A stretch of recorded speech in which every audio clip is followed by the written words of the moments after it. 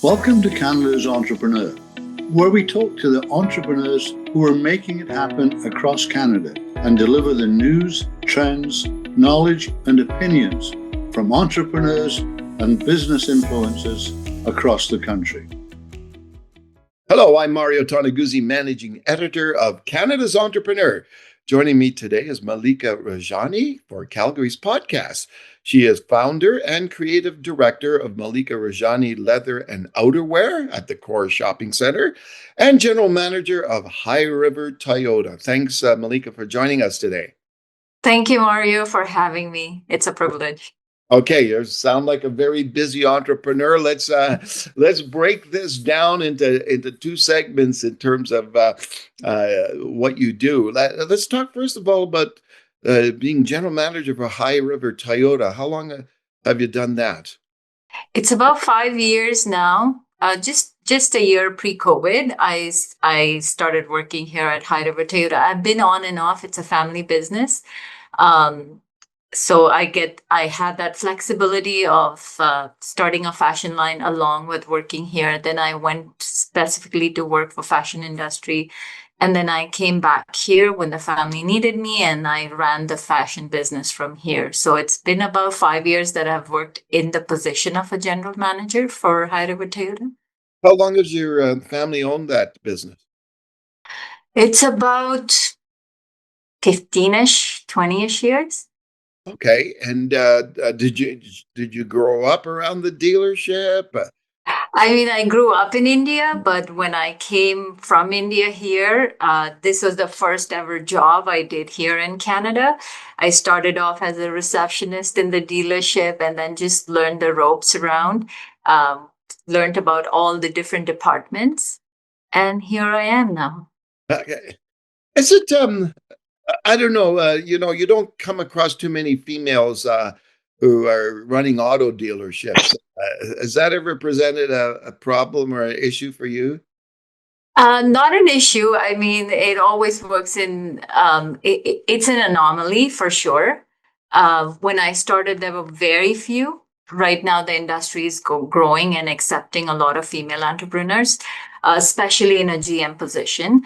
Um, right now, I think it's an advantage because a women GM is a lot different from a male GM in terms of thought process, in terms of uh, you know taking care of their employees. So I think I bring a different niche to this whole role. So I've been accepted. It was a difficult process to start with, but I should say I've been accepted by my employees very well here right now. So What what kind of things do you think, as a female, you bring to that role that go beyond, say, what a male can bring?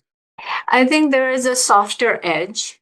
Um, with male GMs in a car dealership, it's a lot aggressive. It's a lot. I think there's more. It's a little bit harsher environment. I bring a softer edge to this position. Also, coming from a different, I also work in fashion, so my thought process is a bit different compared to what a car GM would think. I bring in different perspective to the business as well. So that's the benefit I have here. Okay, let's talk about the fashion side of things. So, tell me, like, have you always been passionate and interested in fashion? Always been, but as a daughter of an Indian parent, um, my dad was always of the opinion that fashion can be a hobby and I need to go out and get a degree. So I did my bachelor's in commerce and then I went out to do master's in business management with finance and marketing as my background. Um, and then when I had the opportunity, when I moved to Canada, that's when I decided I need to pursue fashion because I've always wanted to. And I went to New York to study fashion at that point. Okay, and where did you study in New York? I studied at Parsons School of Design in New York. Okay, and after studying there, where did you go and what did you do? After studying there, it was 2008 and there was recession all over North America. So I interned there with John Varvatos and Ralph Lauren, but it was hard to find jobs there. So I came back home, and I met someone from Cross Iron Mills, which was the new mall that was just starting up. And I decided to open a store there, not with my design specifically, but just a store that carried different brands. And I did that with a business partner. We started off, and eventually, I just turned around and I was like, I studied to be a fashion designer. I need to create my own designs, and then I slowly transitioned into creating my own designs. Okay, and when when you were doing that, what kind of stuff were you doing? Like, uh, you know, what were you designing specifically? I started off with silk dresses. Ah, Uh, it was completely different from what I am doing right now. And it was different at that time. Social media was not prevalent at that time. To find manufacturers was very difficult. So I went through a phase of creating silk dresses. Um, I didn't find the niche in there, so I just slowly this is how I started the leather brand. Was I myself wanted a leather jacket. Couldn't find anything different in the market. Everything seemed pretty similar. Every single brand looked the same. So I just went out, created a leather jacket for myself. And every time I wore it, people asked me where it was from and they wanted to buy it. And that just triggered me into creating just couple leather jackets. I did really good with them, and I just diverted into that segment eventually. oh, okay then. Now you fairly recently opened a store in course the core, right? Yes, it's a pop up. It's a pop up for a couple months, just to give visibility to my brand. I do really good online sales, and I pop up here and there for a day or two. But this came up as a good opportunity to just have more visibility to the brand. So I decided to do that around Stampede, especially where people love leather fringes, and that's what I've been offering right now. Oh, okay then. And tell me just a little bit about your thoughts for the future. Like, are you thinking of a permanent store or? It depends how these couple months go. I think I think the shopping habits of people are turning a lot towards. They have actually transitioned towards online shopping a lot. Um, I don't mind having this business concept of popping up in different malls for 3 to 4 months. At once. So people get to feel, try, and look at the entire lineup at once. So I like that idea. But if the store does really good here, then I don't mind extending the contract and just staying there if that's allowable or feasible. Yeah. Okay. So how do you manage to juggle both? It's The my biggest advantages what's is that?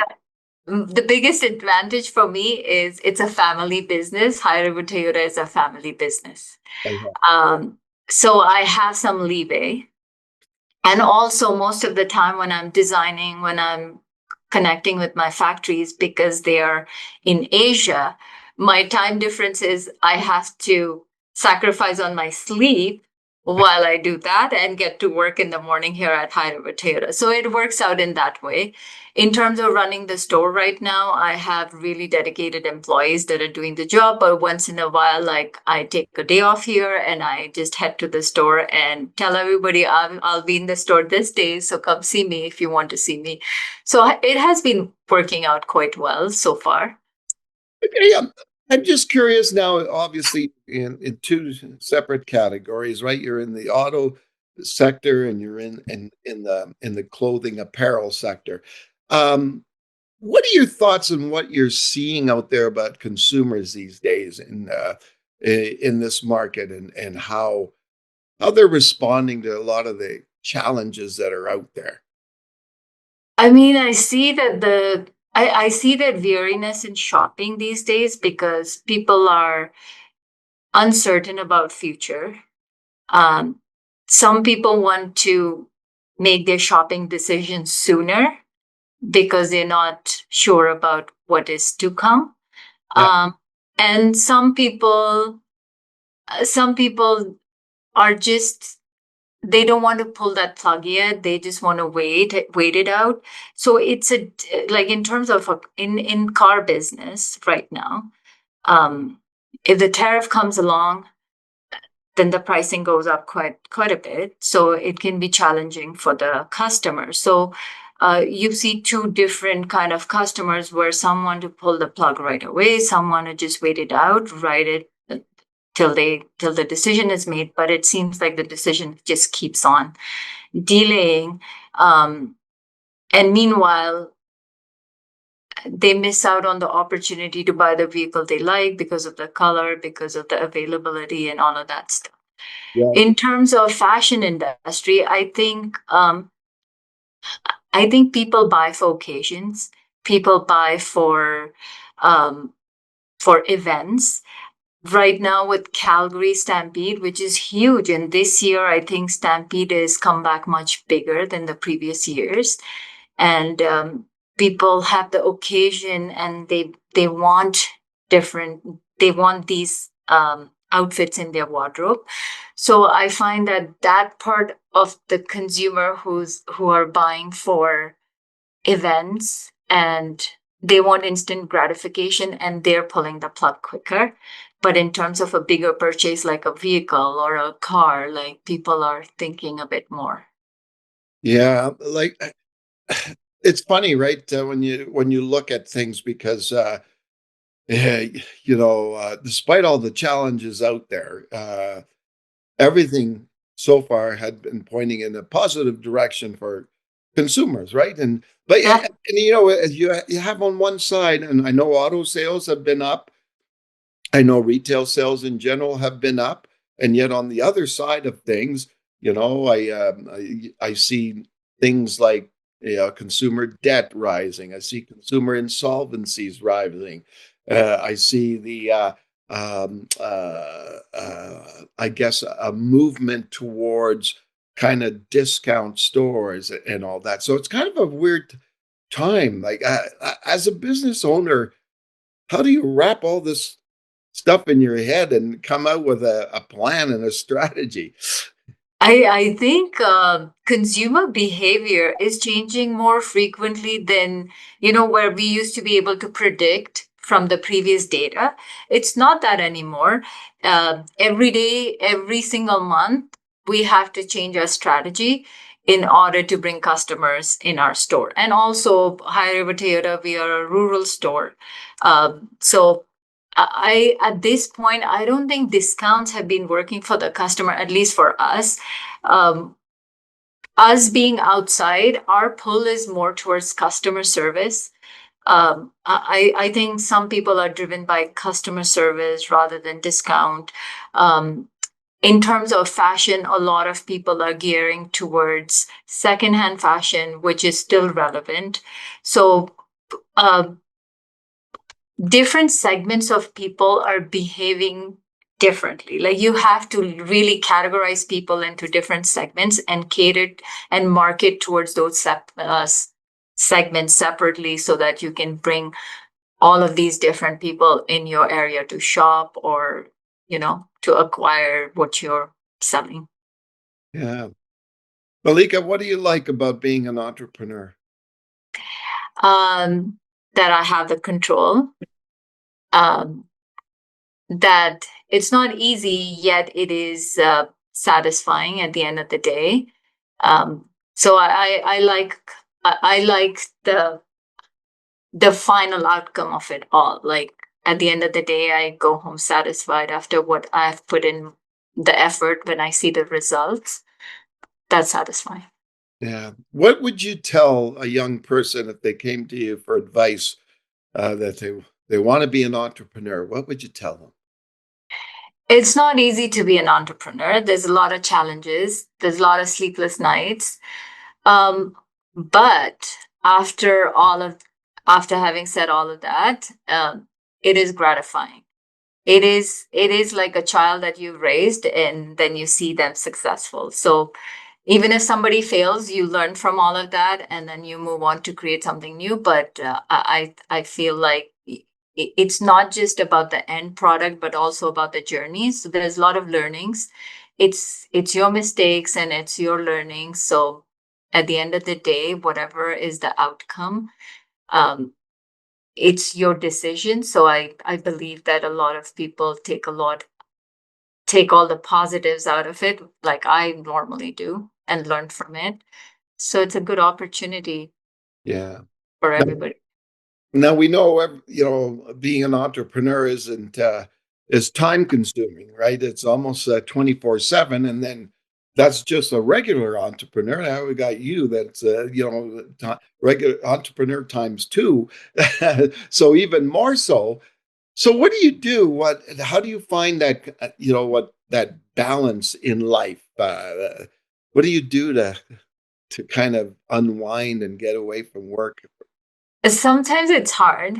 Sometimes it's hard to balance, but I travel quite a bit. I try to get out of the city where I'm not accessible.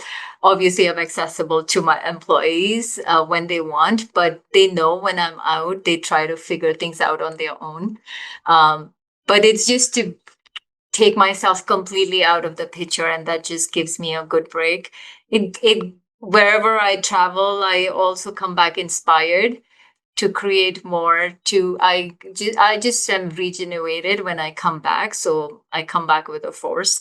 So that's my out. That's what keeps me going. Okay, wonderful. Well, thanks so much for joining us today. Thank you so much, Mario, for giving me the opportunity. Okay, that was Malika Rajani, who is founder and creative director of Malika Rajani Leather and Outerwear store at the Core Shopping Center right now, and general manager of High River Toyota. I'm Mario Toneguzzi, managing editor of Canada's Entrepreneur. Thanks for joining us today.